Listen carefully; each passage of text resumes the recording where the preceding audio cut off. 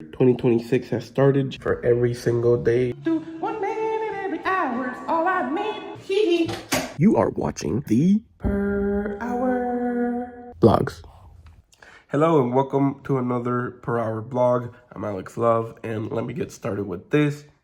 So I noticed yesterday evening in my OCIA class that my right foot was hurting. The way that I found out is I got up to get a water bottle, and in that first step I felt like that uncomfortable uncomfortable. It felt uncomfortable, and then there was like a slight tenderness and hurt a little.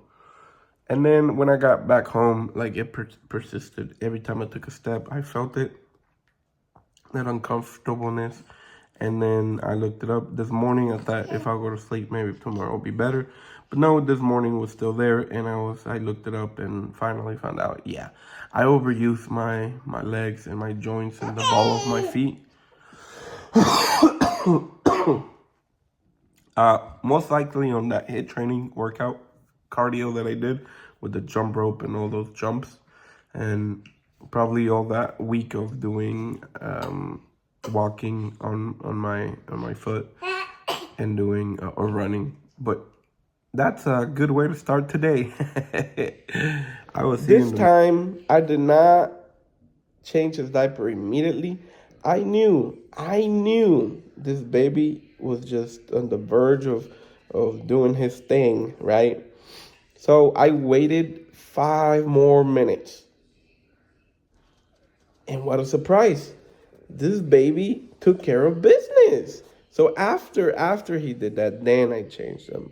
So no longer did I have a new diaper ready for him, and then he pooped on the new diaper. But I actually waited, and he delivered. I trusted that he just needed more time, and that it was almost ready for him to. So I learned from my mistakes, learned and calibrated. That's what I'm good at. I calibrate from my mistakes and improve the systems that I have. And now with baby Demi, he's right here resting, and he's getting ready to go to sleep. He's getting ready to do a little nap. Oh yes. Shh. Okay. I will see. So the focus is still on winter preparation because that storm is coming. Today is the day that is supposed to arrive, and we are seeing signs of being colder and having some precipitation so far, right? And the thing about this is that on the moment or the time that there's precipitation and then it's below freezing, then you can have ice fall in, or if it's too cold, eventually it turns into snow, right? It could snow, or it can start the water that does fall freezes.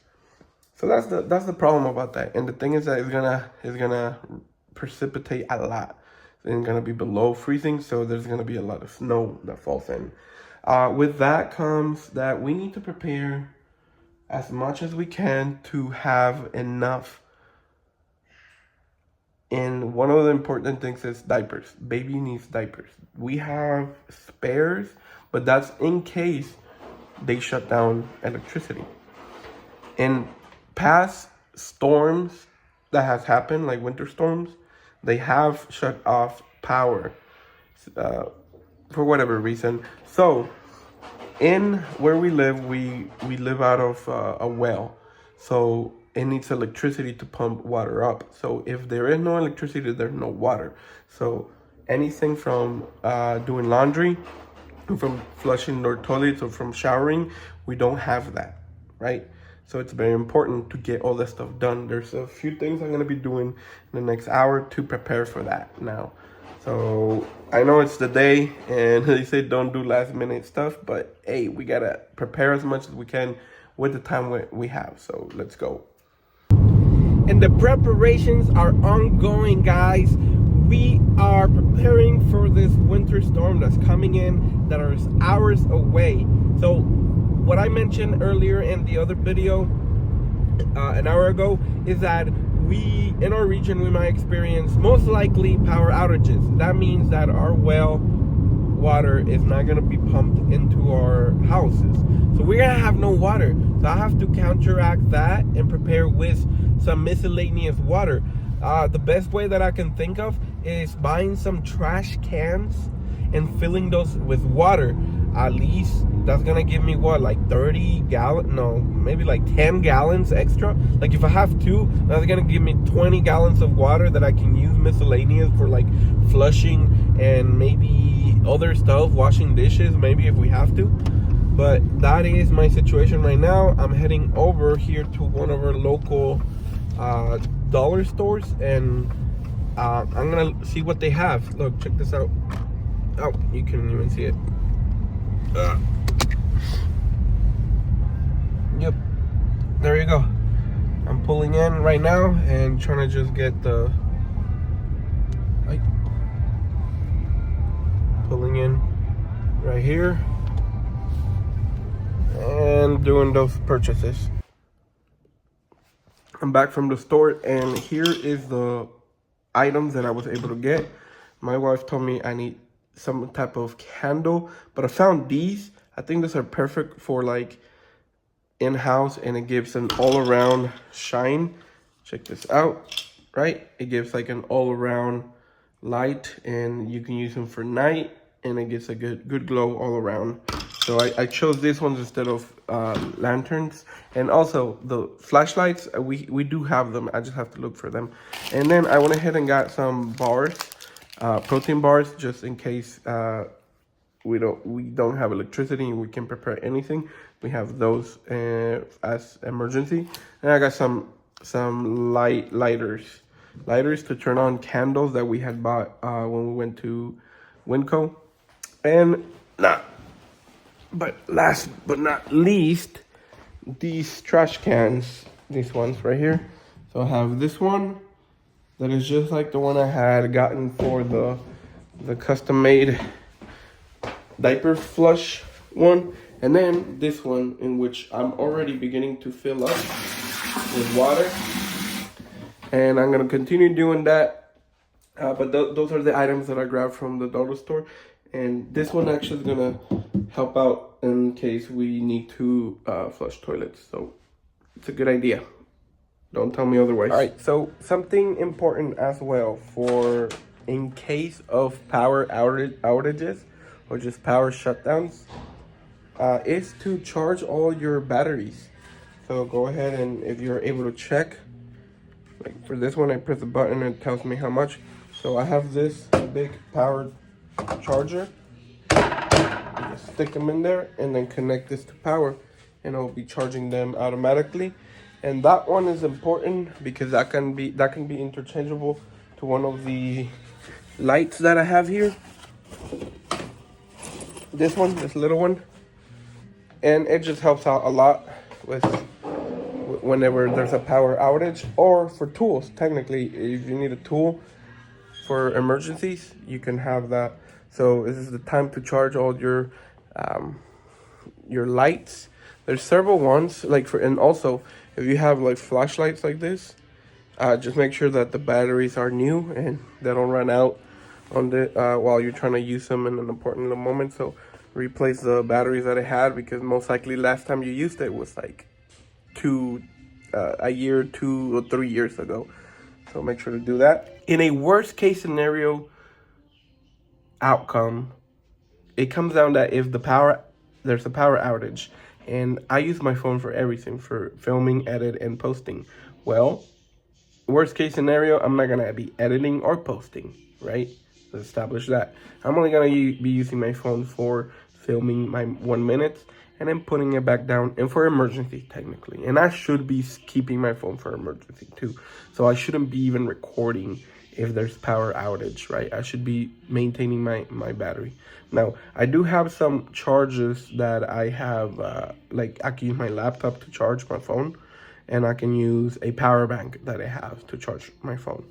But if all that fails, like my line of defense are these cameras right here. I have a CB1, Sony CB1, and I have the batteries over here charging. I have a CVE10 camera that I also have the batteries over here charging, and then I have a 6400 camera as well. Now maybe between those two I would just rely on two of them. The other one's like is the same batteries as the other one, so it's not like I have extra batteries. So that's my line of defense for filming videos, but I don't think it's gonna get that bad. That's just my hypothesis. Also, don't ask me why I have so many cameras. And if you do, I'll have to explain it in another video. So that's all for this entry. I'll see you in an hour. So we're getting the Epson 2100 ready to start printing some DTFs. And right now I'm running the print head testing. That way I can see what I need to do so I can clean them and which one need cleaning. Always, I need to make sure that the inks are well shaped. So the yellow. And then on here, we got the black, cyan, and magenta.